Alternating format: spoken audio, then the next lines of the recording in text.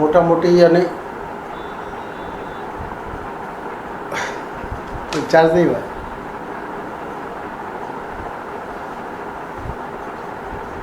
मोटा मोटी लोगों को लगता है कि पांडव जो थे, मतलब जैसे कथा सुन रखी है और जैसे जानकारी है लोगों की, तो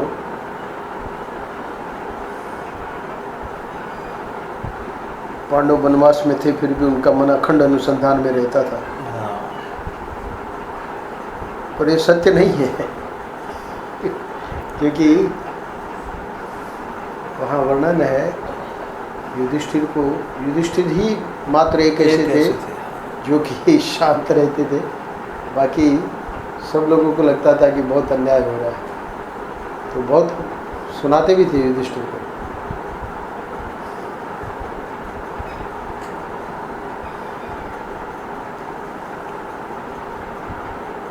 हमारा व्यवहार परमार्थ सब उसकी इच्छा से घटता है। 10 जून गोविंदावली जी महाराज का आज का पृष्ठ है, ऐसा हुआ होता तो अच्छा होता, ऐसा सोचना ठीक नहीं। जो होना उचित था वही हुआ और वह राम की इच्छा से ही हुआ। परमात्मा ने जो इच्छा की वही हुआ। प्रभु जी महाराज का एक वाक्य है ना कि जब हमारे मन की नहीं होती तो ईश्वर के मन की होती। वही अरे परमात्मा ने जो इच्छा की वही हुआ। तो क्या होता है कि जब हमारी इच्छा पूरी होती है तो हमको ये नहीं, वहाँ पर इसका अनुभव नहीं होता कि परमात्मा की यही इच्छा थी। पर जब हमारी इच्छा पूरी नहीं होती है तो उस समय फिर ये बात समझनी चाहिए कि इच्छा जो पूरी हुई वो भी परमात्मा के कारण हुई, और ये जो हमारी इच्छा पूरी नहीं हो रही है, महाराज कहते हैं तुम्हें ज़्यादा खुश हो जाना चाहिए क्योंकि तुम्हारी नहीं इच्छा पूरी हुई, परमात्मा की इच्छा पूरी हुई। जो होता जाए, देखो सब तो भगवान की ओर से,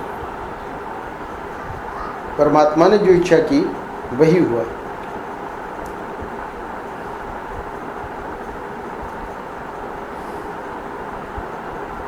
गोविंदावली जी महाराज कह रहे हैं किसी बात की बाधा नहीं आई। यदि यही विश्वास हम रखें तो मन को आधार मिलता है। ऐसा हुआ होता तो अच्छा होता, ऐसा सोचना ठीक नहीं। जो होना उचित था वही हुआ और वह राम की इच्छा से ही हुआ। परमात्मा ने जो इच्छा की वही हुआ, किसी बात की बाधा नहीं आई। यानी परमात्मा की इच्छा में किसी बात की बाधा नहीं आई।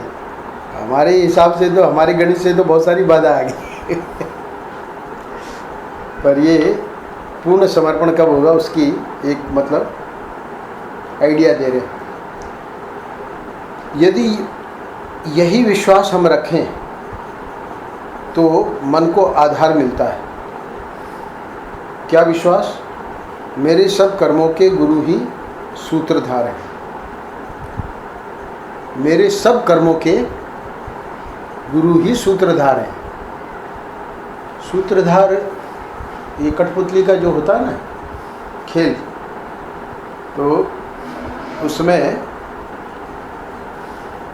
कठपुतली मतलब हमको तो कठपुतलियाँ दिख रही है और वो सब, पर सूत्रधार जो है वो पीछे रहता है। तो हमारे को अपने कर्म दिख रहे हैं पर वो कर्मों की जो सूत्र हैं वो गुरु के हाथ में है। सारी सत्ता गुरु के हाथ में। यहाँ गुरु और ईश्वर को दो नहीं मान रहे हैं, उनके आगे किसी की एक भी नहीं चलती। हमारा जीना भी सब भगवान के हाथ में है, तो फिर और बातों की क्या गिनती।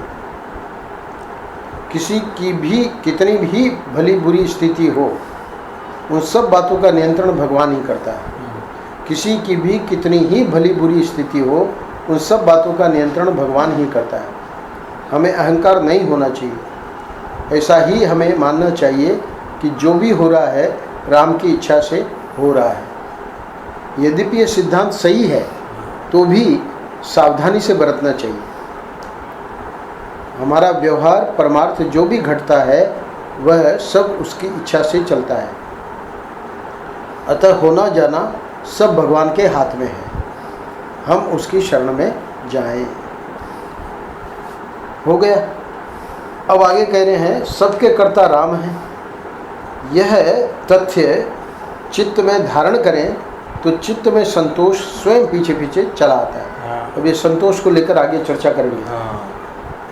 सबके कर्ता राम है, ये तथ्य चित्त में धारण करें तो चित्त में संतोष स्वयं पीछे पीछे चला आता है। वो पिछली बार तुम थे तब शुरू हो गया था ना उनका। हाँ, तुम सुन के गए थे, तुम और पापू मोनी जी का। हाँ जी। तभी वो चल रहा है। तो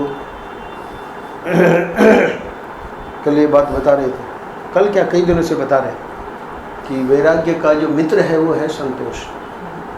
तो संतोष अगर नहीं है तो फिर वैराग्य नहीं। तो संतोष को लेकर अब ये चर्चा कर रहे हैं। कह रहे हैं कि मेरा हित राम के हाथ में है, यह विश्वास रखें तो हमें संतोष होगा।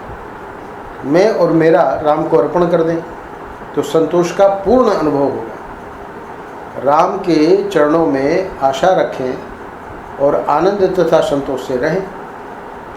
अंतर में संतोष प्राप्त होना ही अपना साधन है। गृहस्थी में कम अधिक न देखें, जो है उसी में संतोष रखें। चिंता, अहमता, ममता, किसी ने अकारण किया हुआ अपमान या शब्द बाणों से किया गया पीड़न, ये सभी बातों में संतोष रखें। हमें कोई दूसरा संतोष देगा ऐसा मानना भ्रांति है या गलती है। ईश्वर कृपा से ही उसकी प्राप्ति होती है। जब तक मन में कोई संदेह होगा तब तक संतोष की उपलब्धि नहीं होगी। अब ये अगला पॉइंट है इनका कि विषय को खाद देने पर संतोष कैसे हो। खाद का मतलब विषय को पानी और ये सब खाद देते रहेंगे तो विषय की फसल उपजेगी ना, तो संतोष तो दब गया। तो विषय को खाद पानी देंगे तो संतोष कैसे होगा। क्योंकि विषय जो है वो तो असंतोष को बढ़ाएंगे। विषय और इंद्रियां ज़्यादा मांग करेगी। जितना जितना विषयों में हम फंसेंगे तो विषयों को खाद देने पे संतोष की आशा मतलब बेकार है।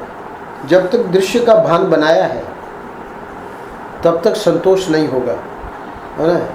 ये थोड़ा मराठी का हिंदी अनुवाद है ना, उसमें गड़बड़ी है। तो जब तक दृश्य का भान बना है तब तक संतोष नहीं होगा। जब तक हमारी वृत्ति सभी प्रलोभनों से मुक्त नहीं होती, ध्यान देना श्याम जी, जब तक हमारी वृत्ति सभी प्रलोभनों से मुक्त नहीं होती तब तक मन के संतोष की स्थिति प्राप्त नहीं होगी, है ना। तो 25 तक तो बेचारा आ गया था, अभी तो 30 तक चला जाए तो हाँ। तो कह रहे हैं कि जब तक हमारी वृत्ति सभी प्रलोभनों से मुक्त नहीं होती तब तक मन के संतोष की स्थिति प्राप्त नहीं होगी। सही बात है। संतोष कोई देह का गुण नहीं है, नहीं। अतः मन से हम भगवान की शरण जाएं। हाँ। पांडव वनवास में थे फिर भी उनका मन अखंड अनुसंधान में रहता था। पांडव यद्यपि भगवंत के थे फिर भी वे वनवास नहीं टाल पाए। उन्होंने नाम स्मरण किया जिससे उन्हें संतोष मिला। अब मैं राम का हो गया हूँ, यह विचार मन में पक्का रखे। जो मन की ऐसी स्थिति रखे उसे संतोष होगा।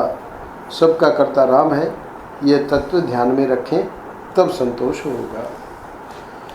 यह है गोंदावल जी महाराज। अरे महाराज, तो आज कल भी इन्होंने बड़ी कृपा करी। मैंने राघव को बल्कि फ़ोन भी किया कल की। आज जो है इसमें उल्टी सिल्टी है तारीखें आगे पीछे। बुध वाक्य था, कुछ चाहिए या नहीं चाहिए इसका आग्रह न हो, इसी में वासना की मृत्यु है। जबरदस्त था। और एक इसमें अंदर भी बहुत 2 लाइनें बड़ी कल मेरे को। वासना का नाश ही मोक्ष है। हाँ। कुछ चाहिए या नहीं चाहिए इसका आग्रह न हो, इसी में वासना की मृत्यु है। वासना को कल हटाने पर इन्होंने दूसरे पैराग्राफ में बहुत बढ़िया समझाया। ये वासना हम करते तो हैं।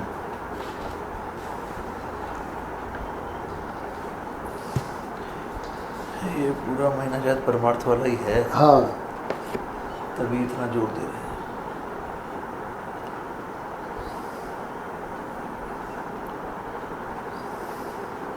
किसी व्यक्ति ने अनुसंधान कितना रखा, मतलब इस बात का है। हाँ जी, हमने पैसा जमा किया तो कोई हर्ज नहीं, हाँ, लेकिन वह हमारा आधार न बने, पैसा हमारे अनुसंधान में बाधा न बने, इसका ध्यान रखें। जब तक हमारा सुख विषय वासना पर निर्भर है हाँ, तब तक हमें भक्ति का सच्चा सुख नहीं मिलेगा। हमें जब ऐसा तीव्रता से लगेगा कि केवल भगवान ही की हमें प्राप्ति हो, तब हमें भगवान प्राप्त होंगे। मैं सब करता हूँ ऐसी भावना कभी नहीं होनी चाहिए। मैं अपनी तपश्चर्या से भगवान प्राप्त करूँगा, ऐसा जो कहता है उसे भगवान का दर्शन दुर्लभ है। विषय वासना की पूर्ति नहीं होती तब जैसी तड़पन होती है वैसे ही भगवान के दर्शन नहीं होते, इसकी तड़पन लगनी चाहिए। आज की हमारी स्थिति में हम क्या कर पाएंगे इसका पहले हमें अंदाज लगाना चाहिए। परमार्थ समझकर जो तदनुसार आचरण कर पाएगा उसे वह शीघ्र सधेगा, उसे गृहस्थी छोड़कर जाने का कोई कारण ही नहीं बनेगा। तो आज आनंद रस रत्नाकर में हम लोग 7वें श्लोक पुरुषोत्तम योग के 7वें श्लोक पे ममैवांशो जीवलोके जीवभूत सनातन मन षष्ठानि इंद्रियाणि प्रकृति स्थानि कर्षति, यानी महाराज प्रभु जी महाराज श्री इस श्लोक के ऊपर करीब करीब 8 पृष्ठों में आज की सामग्री उससे संकलित की है। वहाँ तो प्रवचन में बड़े विस्तार में बोले हैं, पर यहाँ उसको संक्षेप में लिया है। तो ममैवांशो जीवलोके जीवभूत सनातन है। पहले सबसे पहले श्लोक का अर्थ करते हैं। लोक लोकांतर में आने जाने वाला जीव मेरा ही सनातन अंश है। 10 जून आनंद रस रत्नाकर। पहले बंधन को समझना भी जरूरी है ना, आज का शीर्षक। तो श्लोक का क्या अर्थ है? ममैवांशो जीवलोके जीवभूत सनातन मन षष्ठानि इंद्रियाणि प्रकृति स्थानि कर्षति। लोक लोकांतर में आने जाने वाला जीव मेरा ही सनातन अंश है। जीवभूत सनातन मम एव अंश, वही प्राकृत मन इंद्रियों को अपने साथ खींच ले जाता है। मन षष्ठानि इंद्रियाणि, तो 5 इंद्रियां और 5 ज्ञानेंद्रियां और 1 मन, तो 6 गिना दिए। मन षष्ठानि इंद्रियाणि प्रकृति स्थानि कर्षति, अपने साथ खींच ले जाता है। तो कैसे क्या खींच ले जाता है उसकी महाराज जी बताएंगे अंत में। तो अब जीव का वर्णन करते हैं, यानी इस श्लोक में भगवान, इसके पहले तो जगत का वर्णन किया कि कैसे अश्वत्थ वृक्ष जो है उसकी जड़ें जो है ऊपर हैं, यानी परब्रह्म परमात्मा ही जड़ है, और उसी से ये उसमें यानी बिना हुए हुए भास रहा है नहीं। तो इसलिए इसको असंग शस्त्रेण दृढ़ेन छित्वा, हम इसको काट सकते हैं। कैसे? अपने स्वरूप को जब जान लेंगे, है ना, कि असंग ही है, उसका विमर्श करना है। कुल्हाड़ा लेके काटना नहीं है संसार को, पर इसका विमर्श करना है, यानी विचार करना है कि ये जो है हमारा स्वरूप असंग ही है। तो जगत की बात अब जब बता दी तो अब जीव की बात बता रहे हैं इस श्लोक में। 7वें में जीव की बात क्या बता रहे हैं? कह रहे हैं कि अब जीव का वर्णन करते हैं। कई लोग वेदांत का गलत प्रचार करते हैं, बिना बंधन को समझे ही कह दिया कि बंधन मुक्ति है ही नहीं। अब बंधन को छुड़ाने के लिए श्रवण मनन होगा नहीं, भक्ति होगी नहीं, अंतःकरण शुद्ध होगा नहीं, साधन भजन होगा नहीं। वही पामरता यानी विषय पने से भी और नीचे, निषिद्ध कर्म जो करता है उसको पामर कहते हैं। तो वही पामरता, वही विषयीपना उतना खराब नहीं माना गया है। पामरता जो है वो बहुत ही मतलब क्या कहना चाहिए, नीचे स्तर की चीज़ है, क्योंकि उसमें व्यक्ति निषिद्ध कर्म, जो कर्म की मना की है शास्त्र में, चोरी मत करो, है ना, व्यभिचार मत करो आदि आदि, वो करता है, निषिद्ध कर्म करता है, वो पामरता है। विषयीपने में विषयी जो व्यक्ति होता है वो शास्त्र अनुसार, है ना, विषयों का भोग तो करता है पर पामर नहीं है, विहित कर्म, उसको विषयी कहते हैं। हालांकि विषयी शब्द हिंदी में ऐसे लगता है कि वो तो बहुत ही संसारी व्यक्ति है, पर संस्कृत में विषयी जो अर्थ है वो थोड़ा सा पामरता की अपेक्षा बढ़िया है। तो वही विषय भोग और वही संसार, तो ये पामर व्यक्ति, और यहाँ विषयीपना भी मतलब ये भी सकाम कर्म ही करेगा विषयी व्यक्ति भी, तो वही विषय भोग और वही संसार। तो ये कह रहे हैं कि बिना बंधन को समझे ही कह दिया बंधन मुक्ति है ही नहीं, तो फिर ये सब कुछ भी नहीं होगा।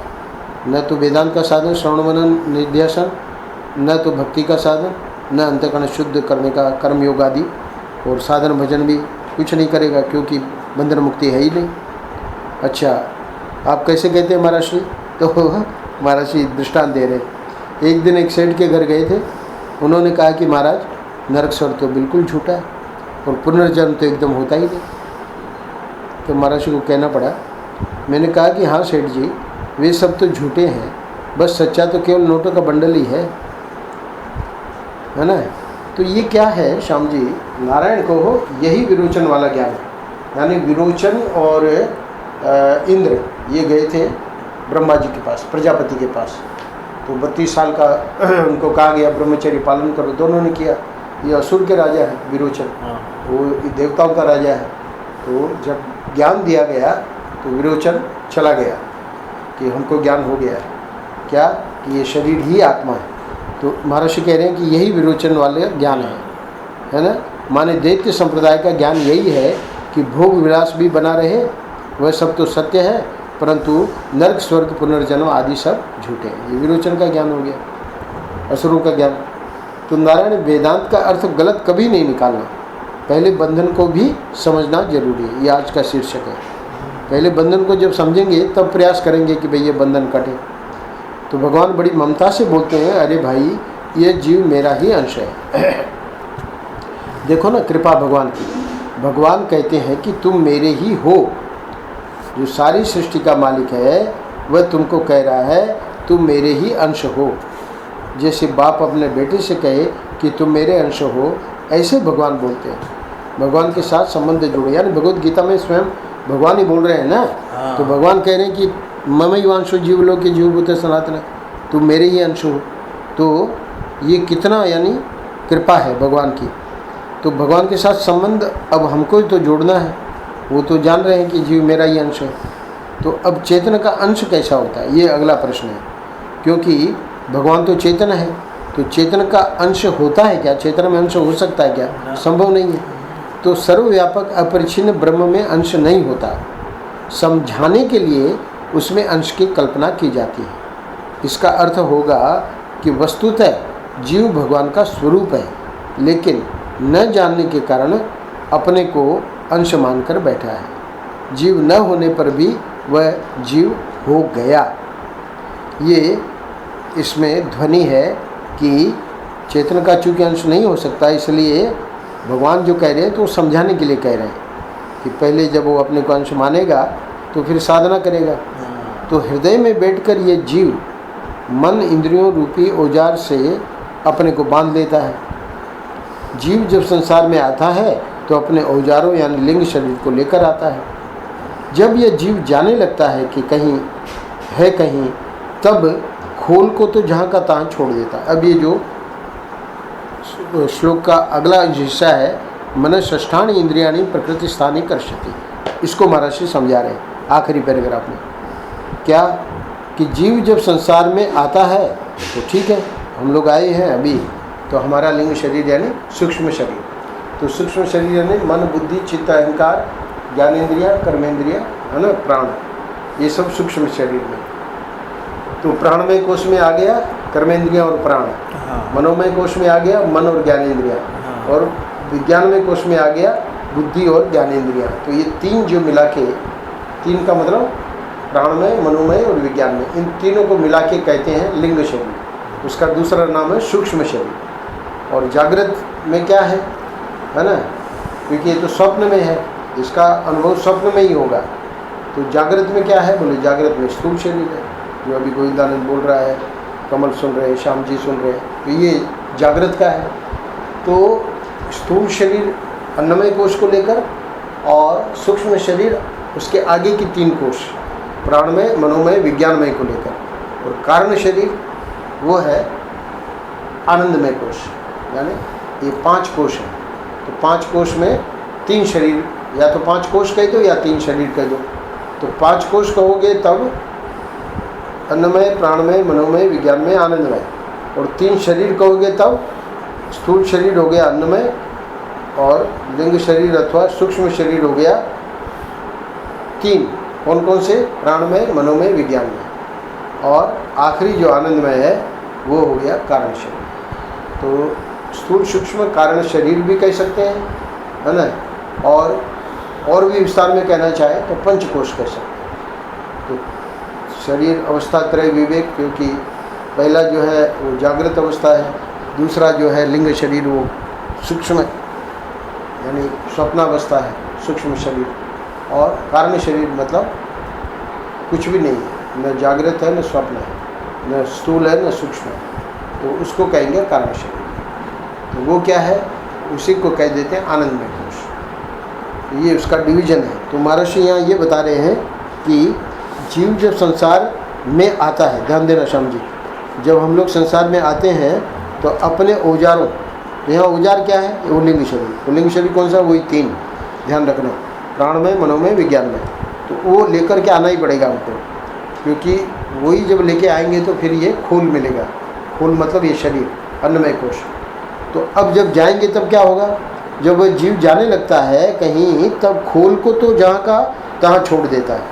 तो खोल को तो ये संसार वाले मतलब जो है परिवार वाले वो लोग ले जाएंगे शमशान घाट और जला देंगे, लेकिन भोग के साधनों यानी औजारों को, लिंग शरीर को, सूक्ष्म शरीर को अपने साथ लेकर जाता है। इसी को कह रहे हैं भगवान, मनःषष्ठानि इंद्रियाणि प्रकृति स्थानि कर्षति। प्रकृति में से वो कर्षित कर लेता है, मतलब उसको खींच लेता है। खोल यहीं पड़ा रहेगा, पर बाकी जो चीज़ें हैं उसके साथ जाएंगी, तो अपने साथ लेकर जाता है। इस बात का वर्णन भगवान अगले श्लोक में करेंगे। तो ये क्या क्या कैसे कैसे लेके जाता है, बहुत ही अगला श्लोक बहुत ही बढ़िया है, 15-8, इसको कल करेंगे। हरिओम तत्सत, हरिओम तत्सत, हरिओम तत्सत। पुरुषोत्तम योग नवीन संस्करण 77।